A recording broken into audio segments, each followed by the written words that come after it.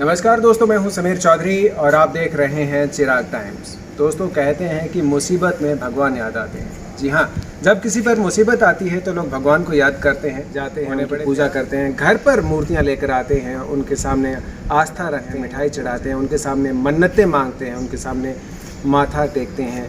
और एक वक्त ऐसा आता है जब वो मूर्ति किसी रीज़न से खंडित हो जाती है, टूट जाती है, तो उसी मूर्ति को उठाकर हम कहीं पर भी पेड़ के नीचे या नहर में प्रवाहित कर देते हैं। उसके बाद हम पलटकर भी नहीं देखते कि उस मूर्ति की हालत क्या है, किस दशा में वो मूर्ति है, क्या किसी गंदगी में वो मूर्ति है या किस कचरे के ढेर पर वो मूर्ति पड़ी हुई है। शायद हमें इसका भान भी नहीं होता। लेकिन आज हम जहाँ पर पहुँचे हैं वहाँ पर एक ऐसे कमाल के इंसान हैं जो उस मूर्ति को, चाहे वो गंदगी में हो, नहर में हो, जो खंडित हुई मूर्ति को लोग छोड़ आए हैं, उन्हें बड़े प्यार से घर लेकर आते हैं और बहुत ही अच्छे से सहज कर रखते हैं। तो आइए मैं सबसे पहले आपको वो मूर्ति दिखाना चाहता हूँ। यहाँ पे आप देख रहे हैं ये मूर्ति जिसमें शेर के ऊपर माता सवार है और ये बिल्कुल खंडित हालत में, बहुत ही बुरे हालत में ये एक जगह पे पड़ी हुई थी। और जब वो उनको मिली तो वो अपने साथ इनको लेकर आए और बड़े प्यार से आज भी इन्होंने सहज कर रखा है। तो उसके अलावा मैं थोड़ा सा आपको इधर भी ले चलता हूँ जहाँ पर आप देख सकते हैं यहाँ पे ये कुछ ऐसी मूर्तियाँ हैं जो यहाँ पे, इनको देखकर अभी हम कह नहीं सकते कि ये कभी किसी बुरी हालत में रही होंगी, जितने अच्छे से इन्होंने रखा हुआ। इधर पे अगर हम आए यहाँ पर, इसके अलावा तो यहाँ पर आप देख सकते हैं ये मूर्ति है, संगमरमर की ये बनी मूर्ति हैं। और आप जिस तरीके से देख सकते हैं कि पूरी हरियाली के साथ बहुत ही अच्छे से यहाँ पे गणेश जी विराजमान हैं। यहाँ पर जैसे कि ये यहाँ से खंडित हो चुकी थी, यहाँ से भी ये मूर्ति टूटी हुई है और किसी ने इस मूर्ति को नहर में फेंक दिया था। तो सवाल ये आता है कि क्या मूर्ति के खंडित हो जाने के बाद क्या हमारी आस्था खत्म हो जाती है? क्या जब हमारे बुज़ुर्ग, हमारे परिवार में कोई बुज़ुर्ग हैं, उनकी अगर कोई उंगली टूट जाए, क्या हाथ टूट जाए, तो क्या हम उन्हें भी ऐसे ही कहीं रोड पर या नदी में छोड़ आते हैं? ऐसा नहीं होता। तो भगवान के साथ ऐसा क्यों? जिस भगवान के आगे हम माथा रगड़ते हैं, उनसे मन्नतें मांगते हैं, उनके आगे अपना दुखड़ा सुनाते हैं, एक वक्त आने पर उसी भगवान को हम घर से बाहर निकाल देते हैं। तो ये सबसे बड़ा सवाल है। तो आज हम आपसे इस वीडियो में उन्हीं से आज आपसे मुलाकात करवाने वाले हैं जिन्होंने इन मूर्तियों को बहुत ही सहज कर रखा है। और जितने दोस्तों, जैसे कि अभी मैंने दिखाया है कि किस तरीके से खंडित मूर्तियों को लोग कहीं पर भी फेंक आते हैं और सचदेव मान जी जो बड़े प्यार से उन्हें अपने घर पर लेकर आते हैं और बहुत ही सहज कर रखते हैं। यहाँ पे आस्था किस जगह कितना मायने रखती है किसी इंसान के लिए, आज हम जानेंगे। सचदेव मान जी, चिराग टाइम्स पर आपका बहुत बहुत स्वागत है। धन्यवाद सर। सबसे पहले तो मैं आपसे मिलकर खुद बहुत ही गर्व महसूस कर रहा हूँ कि मैं आज ऐसे बेहतरीन और बाकमाल आर्टिस्ट से मिल रहा हूँ जो कि दिल के बहुत ही कमाल के इंसान है। सर बहुत अच्छा लग रहा है आपसे मिलकर। तो सर, अभी मैं सबसे पहले हम मूर्तियों के बारे में बात करें। हाँ, बिल्कुल। कि पहला ऐसा मौका कब आया जब आपने देखा कि कोई मूर्ति किसी बुरी हालत में है और आपको ये लगा कि ये मूर्तियाँ ऐसे हालत में क्यों है और ये तो मैं घर पर मुझे लेकर जाना चाहिए? कब आपको लगा? ये करीब 2 साल पुरानी बात हो गई।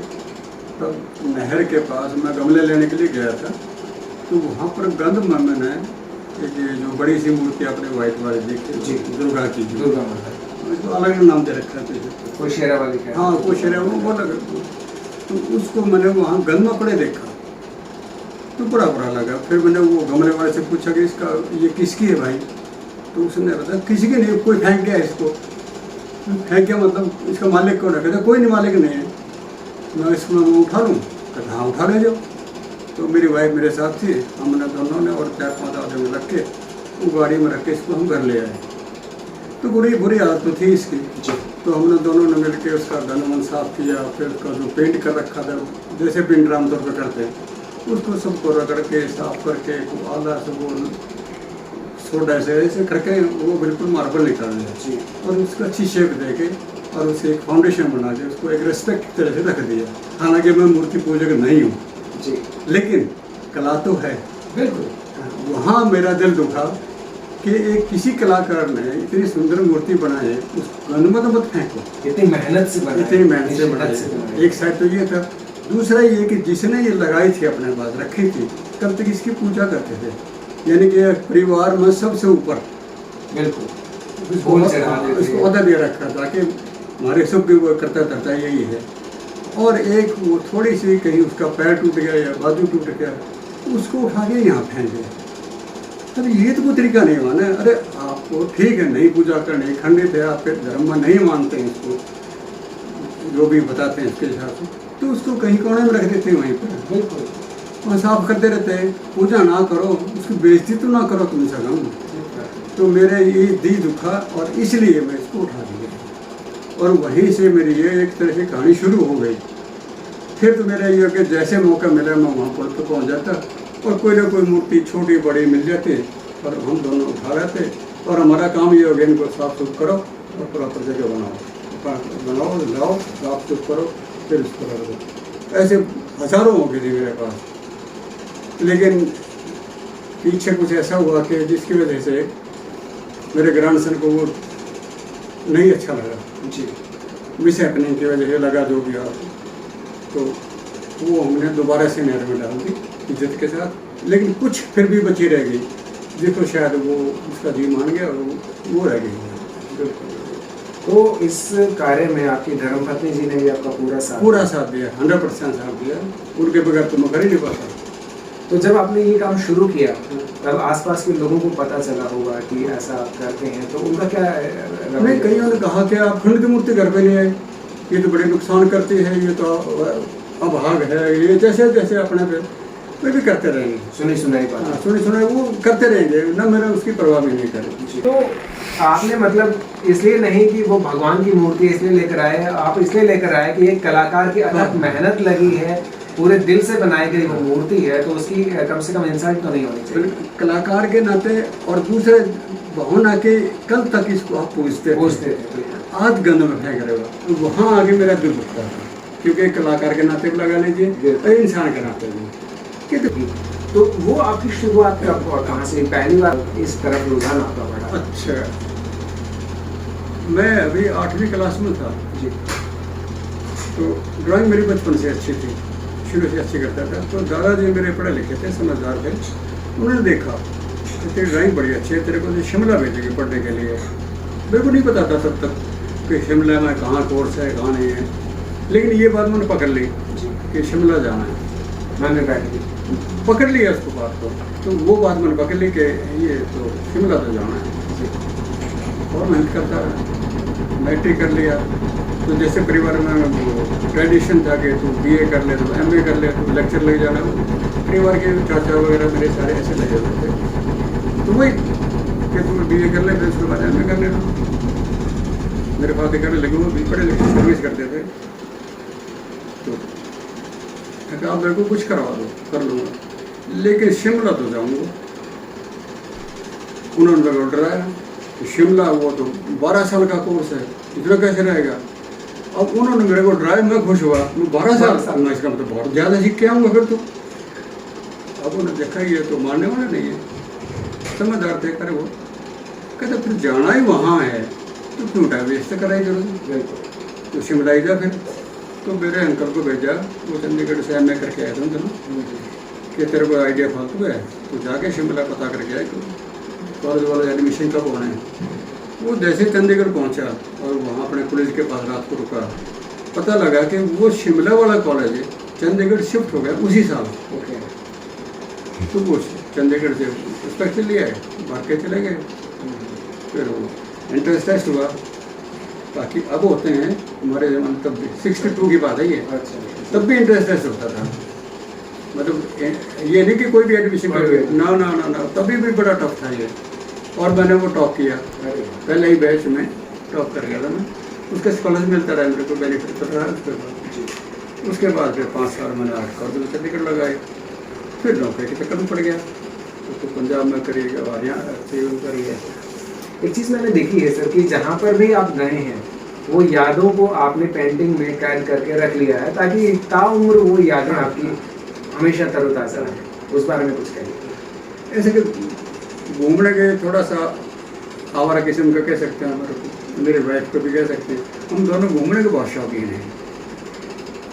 अब से पहले मैं 3 बार पूरा हिंदुस्तान में चक्कर लगा चुका हूँ, इम्पोर्टेंट सिटीज़ के जगह। देखो हर जगह तो पॉसिबल नहीं होगा, लेकिन ज़्यादातर मैं कि जितनी पुरानी चीज़ें खास तौर पर पुराने महल हो गए, मंदिर देखने लायक चीज़ें। हाँ, म्यूजियम हो गए, वो सब देख रखे हैं मैंने, कहीं नहीं छोड़ा कोई।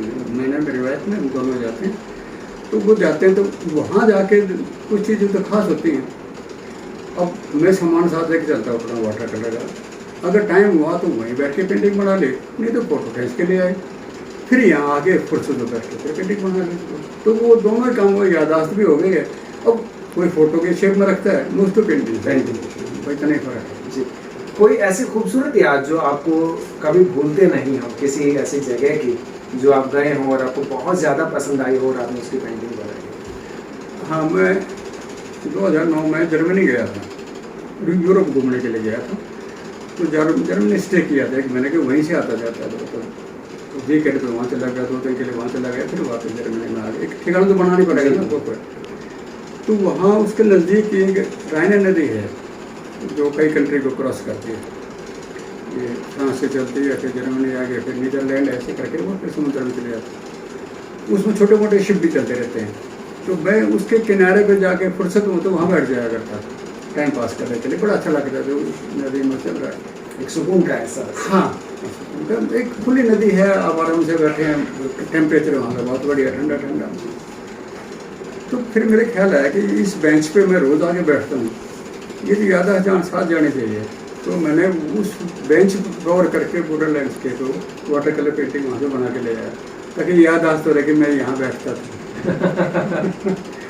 तो यादाश्त मतलब ऐसे कोशिश करते रहो। जी, क्या बात है सर। एक चीज़ मैंने देखी है कि आपने जितनी पेंटिंग्स बनाई है उसमें सबसे ज़्यादा जो है घोड़े की तस्वीर है। हाँ, उसका पीछे रीज़न क्या है? बिल्कुल रीज़न है, मैं ज़्यादा पेंटिंग घोड़े की बनाता हूँ और उसके बाद शिप की। तो मेरे टॉपिक रहे हैं अपनी पसंद के, दोनों में गति है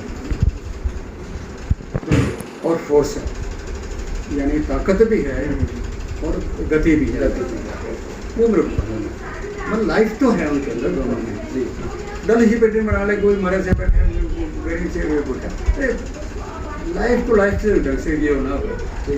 तो मैं सोचना ढंग मेरा वो है, जैसे घूमता हूँ सब जगह भी, मेरे में जान है, घूमने सकते हैं, लाइफ है, मूवमेंट है मेरे अंदर। अपनी गाड़ी से सब जगह घूमता हूँ, जाता हूँ। मैं तो डिपेंड नहीं करता कि ट्रेन मिलेगी ना मिलेगी, ना नहीं, अपनी गाड़ी मेरे को आती ही चलानी और मैं चला जाता हूँ। चाहे वो पहाड़ हो, चाहे किसी पे और ताकत है दोनों की, इसीलिए वो। तो सर आपने मतलब बहुत खूबसूरत यादें, आपने बहुत खूबसूरत जीवन जिया है, बहुत सुनहरी यादें हैं, बहुत इन्जॉय किया है। असल में सब्जेक्ट ऐसा है, कला तो कोई भी हो, चाहे वो गाना हो गया, चाहे डांस हो गया, चाहे पेंटिंग हो गया, सारे ऐसे है किसी को तो इन्जॉय करता है। बिल्कुल, ये सारे काम बंद के नहीं होते, किसी के ऑर्डर पे नहीं होते हैं, ये तो आदमी एंजॉय करने के लिए करता है। तो मेरे को तो सब्जेक्ट भी वही ऐसे मिल गया, नौकरी भी वैसे मिल, आर्टिस्ट की नौकरी करे, चीफ आर्टिस्ट की नौकरी करी जाएगी, विषय अवसर बना, मतलब फील्ड वही रहा ना मेरा। तो काम भी करो, एंजॉय भी करूँ।